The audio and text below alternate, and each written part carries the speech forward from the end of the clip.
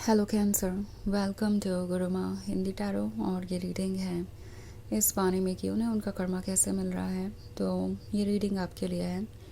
अगर किसी ने आपको हर्ट किया है एंड आप सोच रहे हैं कि क्या उन्हें कभी अपनी मिस्टेक का अंदाज़ा होगा, क्या उन्हें कभी पछतावा होगा आपको हर्ट करने का, क्या यूनिवर्स जस्टिस करेगा, क्या कभी भी उन्हें उनका कर्मा फेस करना पड़ेगा, तो डेफिनेटली इस रीडिंग में आपको कुछ मैसेजेस मिल सकते हैं।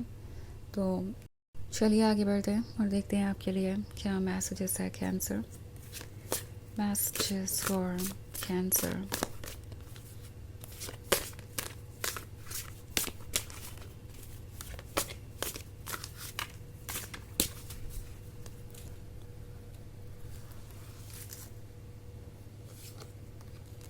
Page of earth, the devil, knight of earth, eight of earth and strength. Okay, so हमारे पास है knight of earth. Knight of earth है तो डेफिनेटली ये एक ऐसा पर्सन है जो शायद ये सोच रहा था कि उनके पास सारी ज़िंदगी पड़ी है कमिटमेंट देने के लिए। वो जितना चाहे आपको इंतज़ार करवा सकते हैं एंड आप इंतज़ार करते जाएंगे।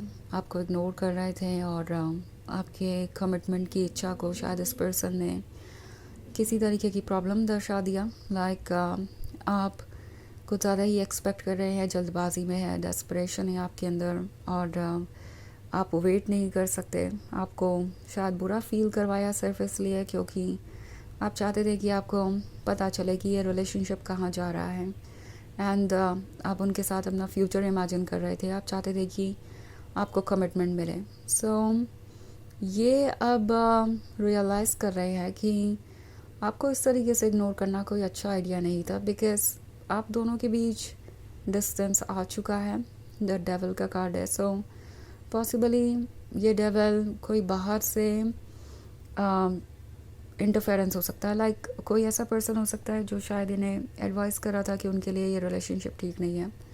कोई फैमिली मेम्बर, फ्रेंड या कोई भी, या मे बी ये हो सकता है कोई रोमांटिक इंटरेस्ट जो इन्हें ये फील करवा रहा था कि उनके पास बहुत वक्त है और उन्हें आपके अकॉर्डिंग चीज़ों को आगे नहीं ले जाना चाहिए। बिकॉज हो सकता है आपके इरादे अच्छे ना हो, आप किसी चीज़ का एडवांटेज लेना चाहते हैं और इसीलिए आपने उन्हें इस सिचुएशन में डाला है कि वो आपको जल्दी से जल्दी कमिटमेंट दे ताकि आपको जो कुछ भी चाहिए वो जल्दी से जल्दी मिले। इवन इफ़ उनके पास कुछ नहीं भी था ऑफ़र करने को, फिर भी वो इन बातों को सुन रहे थे क्योंकि उन्हें लग रहा था कि ये उनके फ़ायदे की बात हो सकती है। आई थिंक ये पर्सन एक दिमागी दुनिया में रह रहा था। लाइक एक फैंटेसी क्रिएट कर ली थी उन्होंने अपने दिमाग में और वो उसी में जी रहे थे। उन्हें लगता था कि वो बहुत स्पेशल हैं। आपके लव ने उन्हें स्पेशल फील कराया तो उन्हें ऐसा लगने लगा कि उनके पास बहुत कुछ है ऑफ़र करने के लिए एंड वो जो कुछ भी कर रहे हैं आपके लिए वो काफ़ी ज़्यादा है। इट्स लाइक वो तो आप डिज़र्व भी नहीं करते। तो चाहे वो जितना भी आपको इग्नोर कर रहे हो, जितने भी कम एफर्ट्स उन्होंने किया हो, उन्हें लग रहा था कि वो बहुत ज़्यादा कर रहे हैं इस रिलेशनशिप में और कुछ बदलाव लाने की उन्हें ज़रूरत नहीं है।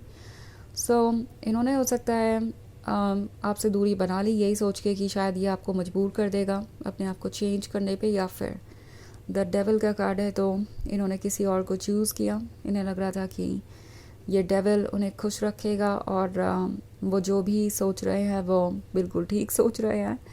सो अब जो पेज ऑफ अर्थ का कार्ड है उन्हें ये महसूस करा रहा है कि जो भी इन्हें ऑफ़र किया गया वो एक्चुअली कहीं से भी आपके बराबर नहीं था एंड वो किसी इल्यूजन में थे, वो भ्रम में थे और इन्होंने कुछ ऐसा चूज़ कर लिया जो उनके लिए अब अच्छा नहीं है, इनफैक्ट उन्हें हार्म ही कर रहा है। ओके, स्ट्रेंथ का कार्ड है तो मुश्किल है सच को ना मानना, पर ईगो फिर भी कोशिश कर रहा है कि उन्हें इस बात पे भरोसा दिलाए कि जो भी उन्होंने किया वो ठीक था। बिकॉज़ इससे ईगो बच जाता है, इससे ईगो को बेहतर फील होता है, इससे ईगो को ये नहीं एक्सेप्ट करना पड़ता कि हाँ गलती थी मेरी और मुझे इसे सुधारना पड़ेगा। सो इससे एक तो वो गलती मानने से बच जाएंगे और दूसरा एफर्ट भी नहीं करना पड़ेगा। ऐसा ही वो सोच रहे थे और अब सच देख रहे हैं तो रिग्रेट हो रहा है, पर फिर भी कोशिश कर रहे हैं कि इस सच को ना माने, कोई तो रास्ता ढूंढ ले अपनी गलती को जस्टिफाई करने का। ईगो अभी भी स्ट्रॉन्ग बना हुआ है, पर जितना ज़्यादा ईगो को ये इम्पोर्टेंस देंगे, अपनी गलती को मानने से इनकार करेंगे, उतना ही ज़्यादा कर्मा इन्हें फेस करना पड़ेगा। और वही हो रहा है, इनका कर्मा और ज़्यादा स्ट्रॉन्ग होता जा रहा है और सारी दुनिया इन्हें इनकी मिस्टेक की याद दिला रही है। ओके, किसी ना किसी तरीके से मे बी ये हर रोज़ किसी ऐसे पर्सन से मिलते हैं जो उन्हीं की तरह गलती करके बैठा है और बहुत बुरी हालत में है आज, या मे बी ये हो सकता है सबसे इग्नोर होने के बारे में, वो इग्नोर हो रहे हैं और उन्हें दिखाई दे रहा है कि उनका वर्थ क्या है। डेफिनेटली आपके दूर जाने के बाद उनका कॉन्फिडेंस कम हुआ है, क्योंकि उन्हें पता चल गया है कि हर किसी के लिए वो इतने अट्रैक्टिव और इतने चार्मिंग नहीं है जितने कि आपके लिए थे।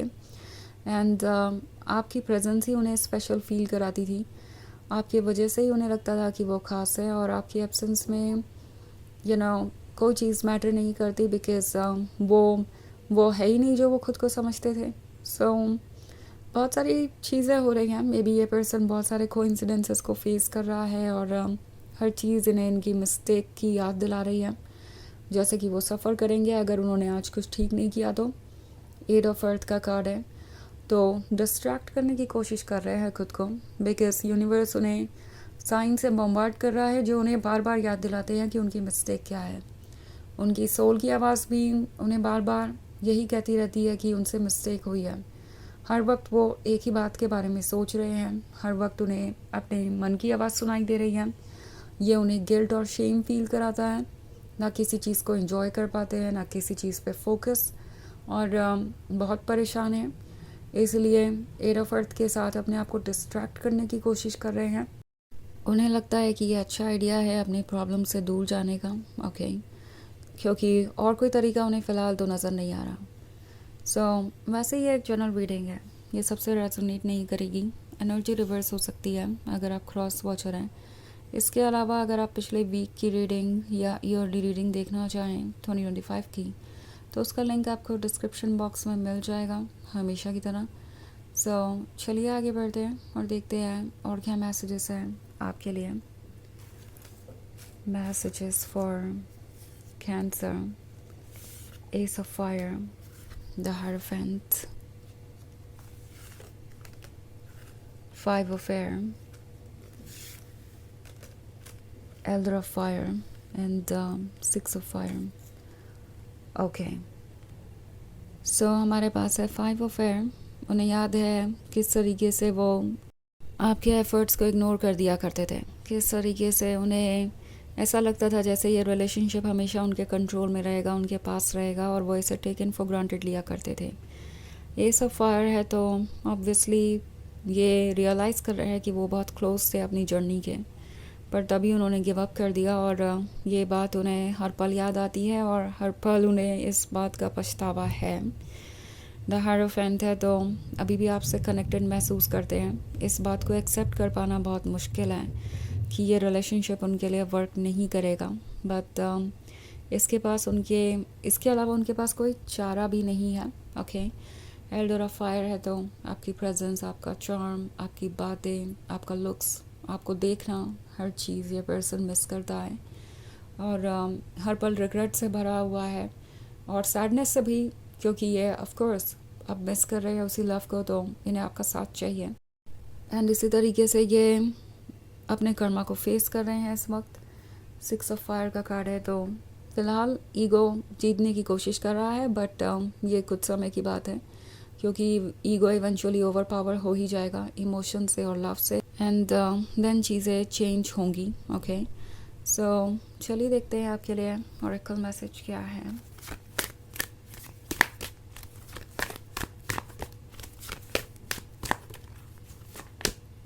Serenals, life force, express your driving passion, sensual and sexual powers are increased।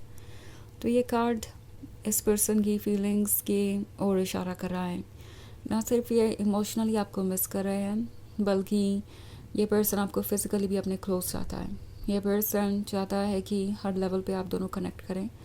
सो जैसा कि मैंने कहा, ये आपके लुक्स को, आपके अपीयरेंस को, आपके प्रेजेंस को, आपकी बातों को, हर चीज़ को मिस कर रहे हैं और इन चीज़ों का ना होना इन्हें बहुत ज़्यादा पेन दे रहा है एंड यही इनकी सफरिंग है, यही उनका कर्मा है फ़िलहाल। तो ये है रीडिंग इस बारे में कि उन्हें उनका कर्मा कैसे मिल रहा है। आई होप आपको अच्छी लगी होगी। Thanks for watching, till next video, bye.